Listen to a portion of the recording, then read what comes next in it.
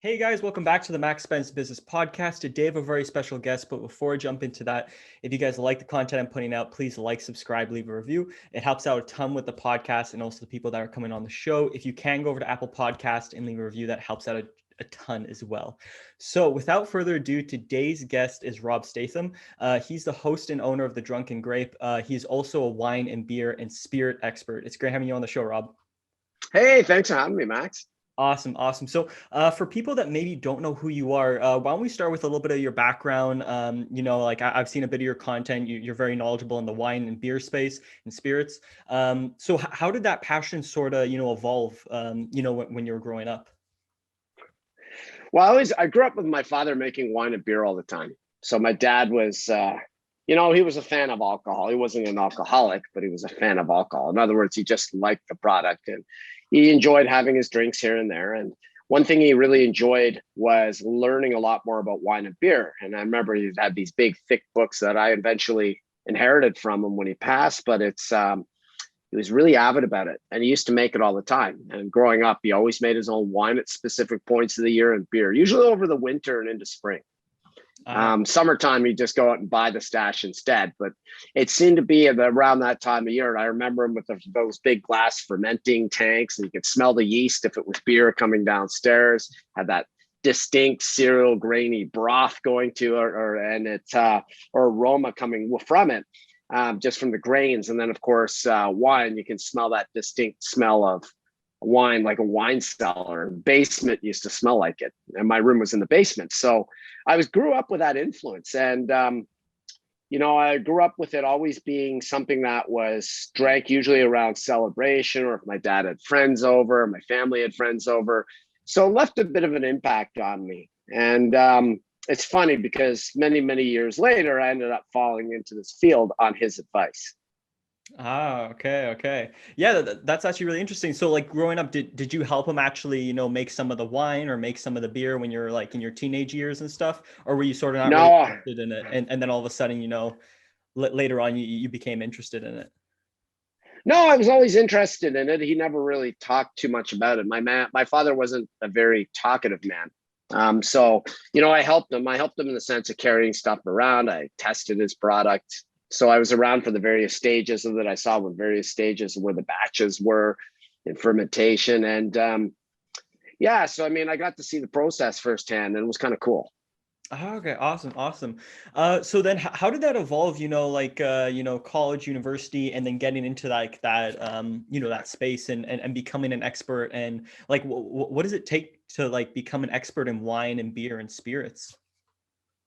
Well, that's a long journey. I did go to university, and I think having a history degree and political science degree with a commerce background tied to it definitely helped with this career moving forward, because wine and beer, spirits, they're all tied to history, economic and political policy, and socialization of the Western world predominantly, but throughout the globe.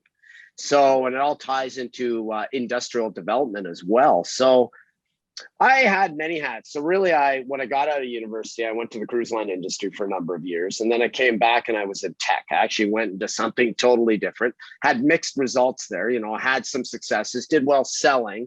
It was just more me. I was never, ever fully into that industry. It was a fascinating industry, but tech was IT is one of those industries that's socially challenged, I find.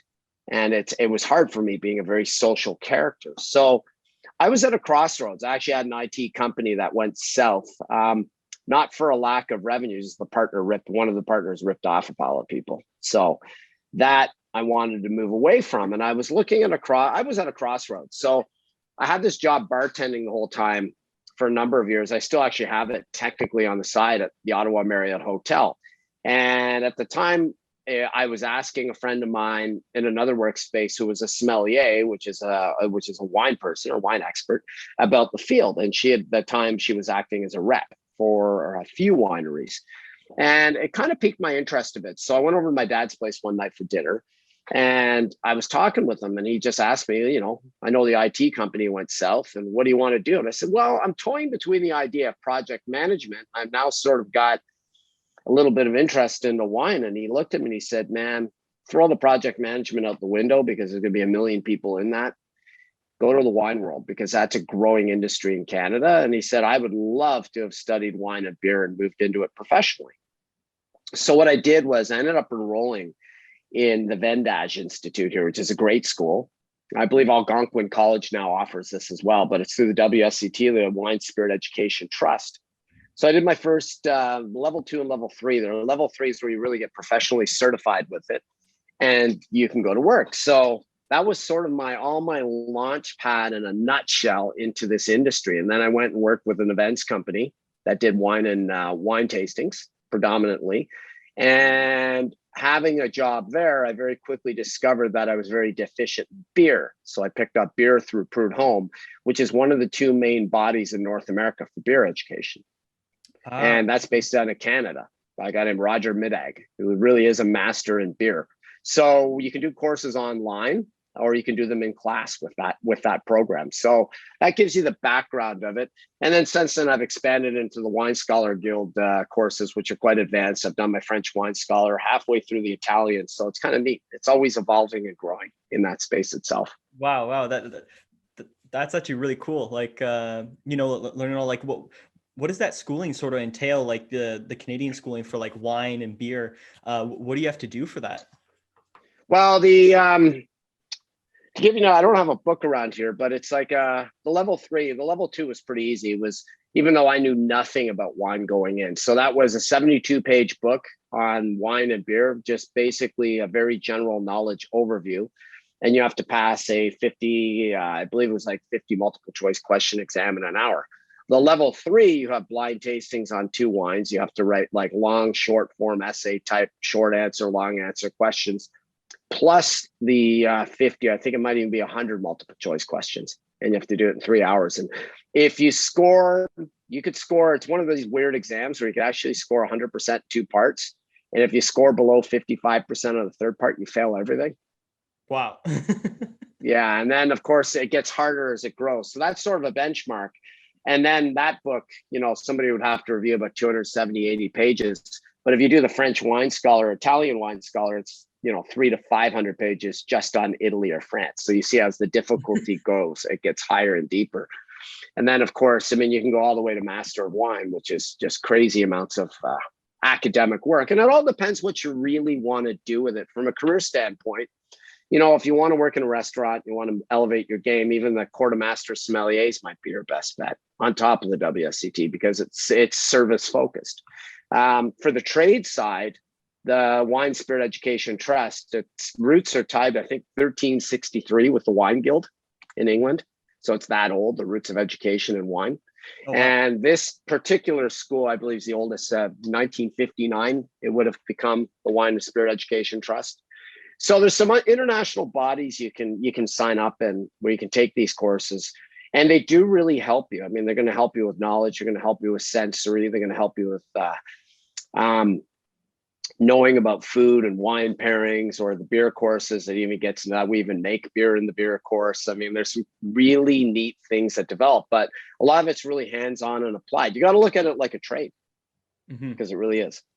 And what you learn can be applied right on the field, and it's how you apply it. But if you're coming out of school and you want to do that, you definitely want to get up to at least your level 3 in your WSET in the wine side of things.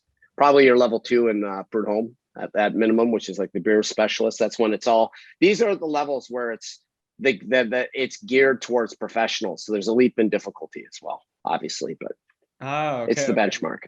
And then once you sort of had this schooling, like what sort of like, what can you do with like your sort of like degrees or your knowledge? Like, is like, what did like the majority of people do? Do they like, do they go work in like hospitality, like restaurants or like fancy restaurants, or, I know you started your own like pretty much TV show, and you're like a host and you're a whole bunch of like other stuff, and you focused a lot on media based stuff. But what other things can you sort of like do outside of that? Well, I went the event side of it. So, yes, you can go the entrepreneur route, which is the road I took, which is obviously, you've got a lot of freedom, but nobody guarantees your income. You got to go out and you got to swing for it, right? And you got to really develop. You have to have, this as an entrepreneur, you have to have stamina, you have to have fortitude, you have to have will, because for the first while, the old saying goes, I'll just cut it short. The old saying goes, the business, you always end up spending about double what you thought you would, and you spend about double the amount of time it takes to really have something take off that you expected or anticipated it would. And there's just a lot of things that can get in the way over a course of business growing between 3 to 7 years. You could have loss of family, you could have illness. There's a whole myriad of things. So that's one road, and I know that's a road that most people don't want to take, but there's a huge amount of job opportunities in this industry. You can be a rep. Wine rep's a pretty cool gig, especially if you get a large portfolio and a large territory to sell to. We know on-premise is coming back, so the restaurants are allowed to open a bit more. Small weddings will be taking place. Eventually, when we're all vaccinated, the whole thing's going to open. It has to. I mean, it's the only way we're going to save business long term. But there's the rep angle. I mean, people go into the storefront or retail outlet. The LCBO is probably one of the big ones here in Ontario for that. The advantage there is it's a unionized work environment. So if you get in, it's tricky to build up hours quickly over time because of the seniority system and because it's unionized. And if you're not or ever worked in a union, that means that the people who have been there the longest get all the preferable shifts, whether they're talented or not. That's how a union operates. So, but the LCBO is a great place to go because they can pay for training and development. You can go work with a wine rack, become an area manager, managing store. You can get into international trade with brokerage houses. You can even get into the investment side of wine on futures. Yeah, it's crazy. It's traded like a commodity on the exchange. I mean, there's just a ton of things you can really do. You could become a winemaker. I mean, you get into becoming a quite renowned winemaker. There's some great career opportunity there and a lot of flexibility and freedom in the sense that you get to create your own styles. You get to create your own styles of wine. Same thing with beer if you're a brewer.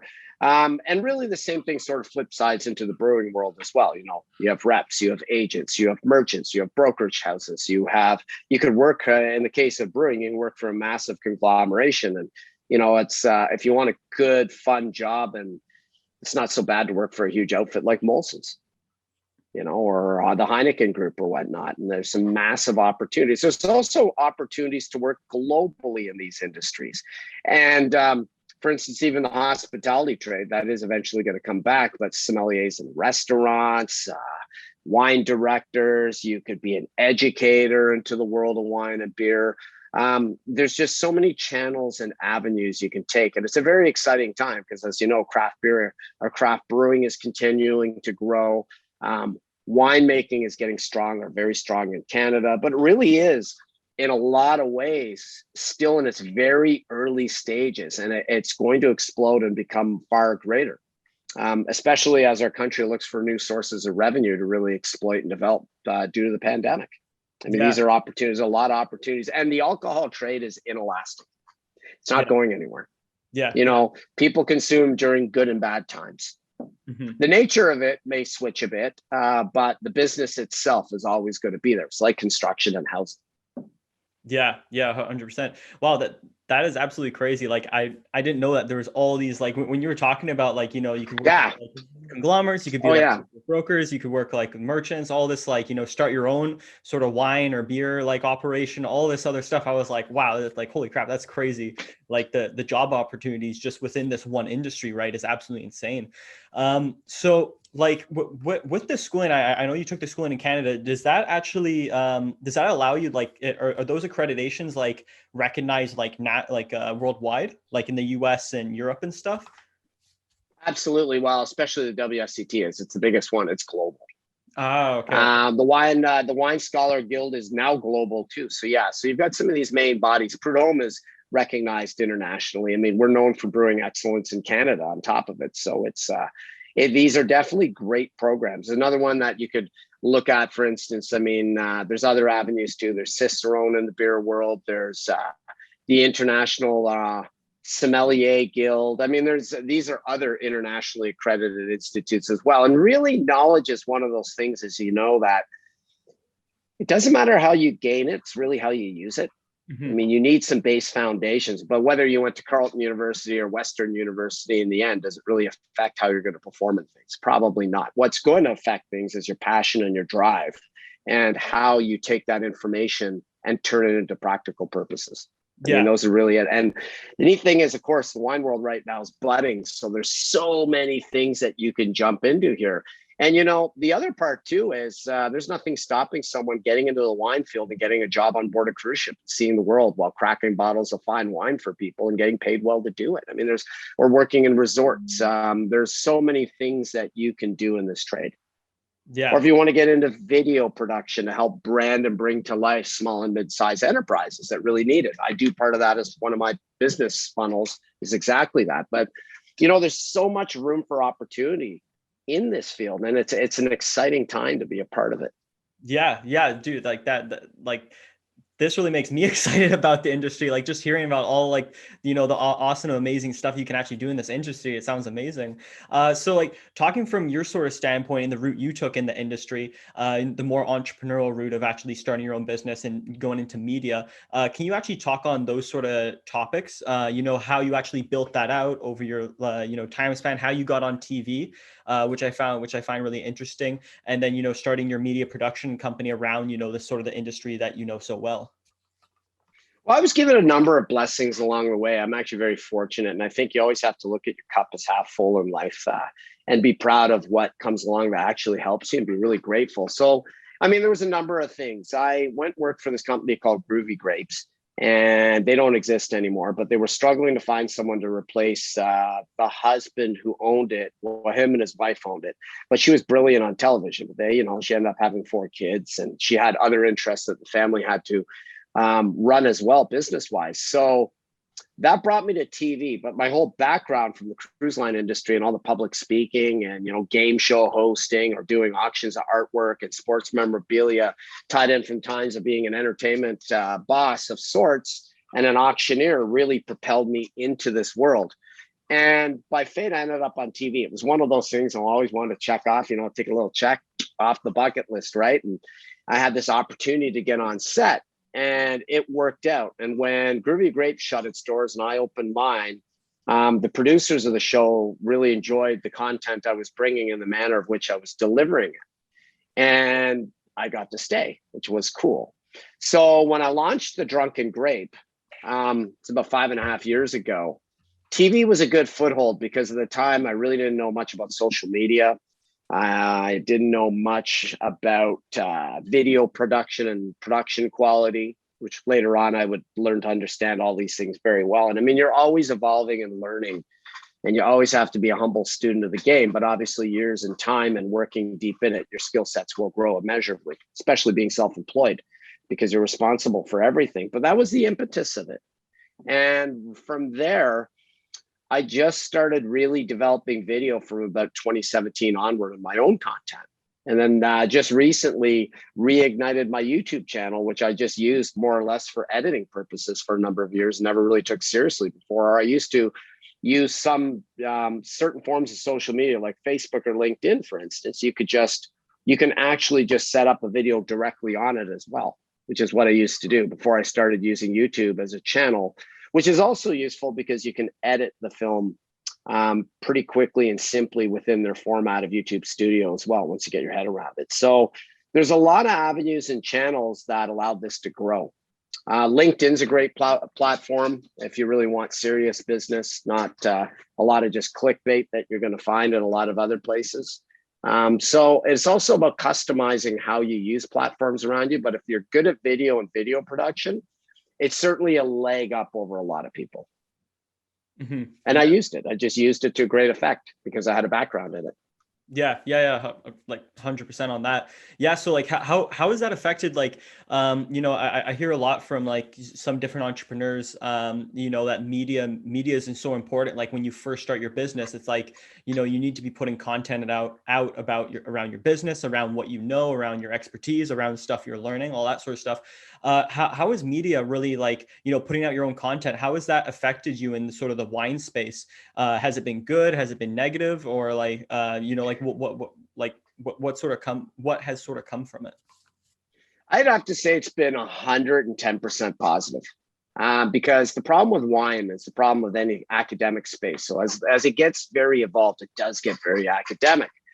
And a lot of your very high level people, as far as learning goes, are they're not the greatest presenters.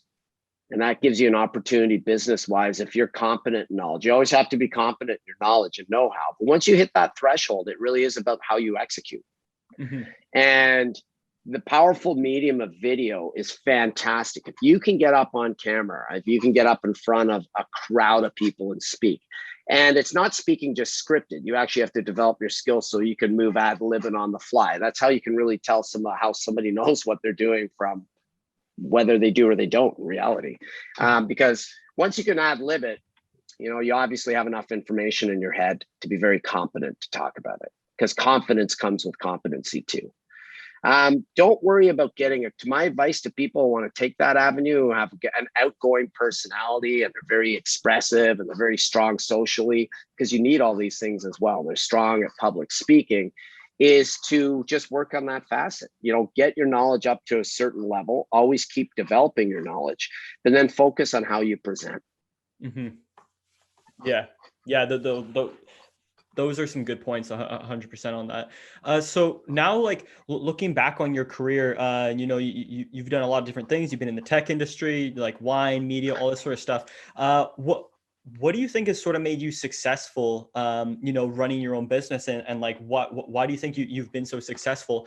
And, can you pass a little bit of that advice on to, about running a business to, somebody who's listening that's maybe the next generation of, like business leader or wanting to start a business? Yeah, absolutely. And you know what? That's the generation we need to really help and propel the most. And I'd love to answer this question. It's, it's always a work in progress. I'm still growing and building. It's a business that's still very much in a lot of ways a toddler becoming a child, really. It's up and running and walking, but you have to manage it all the time, and you got to be patient. Don't beat yourself up. Get out of your own way. If I could give you the number one piece of advice to save you a shit pile of headache and just take it and bench it and throw it, it would be just step out of your own way. When you start having doubts, that's your own imposter syndrome, as behavioral scientists like to call it. And it's you doubting yourself. It's like the old Looney Tunes cartoons. You might be too young to remember this, but you might remember this because they used to air them where God appears on one side of the head and the devil on the other, and they start chirping at each other. And really, that's what happens in a lot of people's heads.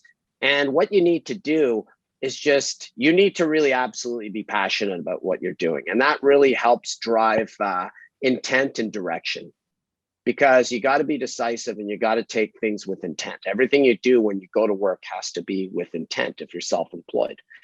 But don't beat yourself up. And, if you have to work a couple jobs on the side to build it up, do it. If you have to hustle and help another business grow to make some money, do it. These things are only going to benefit you down the road, because it gives you greater insights. It gives you better flexibility. And you need to be flexible, and you need to have great insight as you grow in business, because you're responsible for everything. You're even responsible when you put your proper team together, that, eventually you're going to want to do that as it really scales into a big operation, and surround yourself with people in those individual silos that have infinitely more talent than you in the spaces that you put them in. This takes growth, and it also takes humility. Like, don't be afraid to fail. Failure is only complete if you stop. It's a setback, get up, keep moving. Things will get in the way. Just run through it. Take your time. Do not burn out. If your body's telling you after weeks of working and you look back going, wow, I've only grinded 12 hours a day every day for the last 7 weeks, here and there, virtually every day for 3 months. And all of a sudden your body's telling you, put it down, and you're just having almost like writer's block, but business block. You're sitting there going, how am I just not out of idea? How am I out of ideas today? How do I feel fatigued? Why do I feel like not working? And it's definitely not that I hate my business, because I love my business. It's burnout. You just got to step away. So you got to pace yourself and tune yourself. One other piece of advice for young people, particularly if they're not physically active, is get physically active. You're going to need that energy to move forward in a much more productive way. Yeah. Whether you want to go rollerblading, biking, hiking, swimming, you like doing weights, you like karate and jujitsu and kung fu classes, or whatever it might be, or you want to play badminton, who cares? These are good activities. It doesn't matter what it is. You're hustling and moving your body, and being in shape really does help a lot. Yeah. Yeah. It helps with the most vital component of what you need, which is your vitality. You need your health and your energy to execute. Yeah. Yeah. Like, I'm just thinking about that. And like, you're one actually like, I don't think I've ever had another entrepreneur or business person on the show that's actually said it like that. Like how important fitness is, and how you sort of structured that was absolutely amazing. That like fitness is like you said, it's going to be hard. It's going to be draining. If you're not in shape and you don't have the energy to do it, it's going to affect your business. Right. So like, being physically active is such a huge component to actually, one, being healthier, but also helping you grow your business. Now Yeah, yeah, yeah. So yeah. It's balance too, right? It's if you don't take care of the most important thing with this, which is your health, how are you going to take care of it with your finances when it dwindles? I mean, that's the other thing you got to think of too. Yeah. Yeah. So now going a little bit more specific on the beer and wine sort of space. And let's say somebody who's listening to this, who's at university or maybe in high school, maybe, and they're thinking about a career down the route of like, the wine and beer space, and they sort of want to start their own business. What would your advice be to them? And what would you do differently if you could like look back at, your 20s, or early 20s? Well, I would have spent more time in this industry, so I probably would have dabbled around a little bit longer in other areas. It would be kind of cool to be in a field even for 6 weeks during the harvest, when there are 3 to 6 weeks when they're picking all the berries, just to see the production of it and be part of like the grassroots raw level of it before the grapes are crushed and destemmed and sent off into tanks or barrels to ferment. I mean, that's just the skinny of it, but it would be neat to yeah, if I started out in my 20s and I came out with a good solid background in wine and beer or spirits, you know, you could travel. Like I'd go work abroad for a while for sure. I mean, I did that, so I'm a huge proponent of working abroad for a while. I mean, or in your case of being self-employed, or other young people are being self-employed. We're in a virtual world now, partially. So the beauty of that is you can take your computer, fold it up, throw it in your suitcase, order your flight tickets that day, and be somewhere else doing work. And you can just experience living there for a while and just travel a bit. I know people who do this. So those are some of the things I would definitely do. I may have actually gone even deeper and went into the science of winemaking or beer making itself and became a brewer or winemaker. Okay. Just because it's just time and difference. I mean, I found a niche in this social animal that I've become. But, in your 20s, typically coming out, you're not going to necessarily have the skill sets to be on television or to get into the broadcasting side of things right away. Yeah. Unless you wanted to take the path. I mean, there's many cool ways to do that. If your end game was, I really want to be I want to really get into viticulture, but I want to talk like the guy does in the History Channel, go to broadcast journalism first and do the wine certifications while you're there. Mm-hmm. I mean, what a number 1-2 way to punch it out and get the best of both worlds. You get your broadcast journalist BA, and in the summer, you could just do a couple wine courses and become competent and certified and just keep. And the key is, as Bill Gates or Warren Buffett say, read every day. So just keep reading on your stuff every day. Mm-hmm. And then build into other associated areas. Learn a bit about investing, learn about finances, learn about accounting, because you're going to have to deal with your accountant. Learn a bit about law and tax law, because you're going to have to know that too. Yeah. Or know who to go to. Yeah.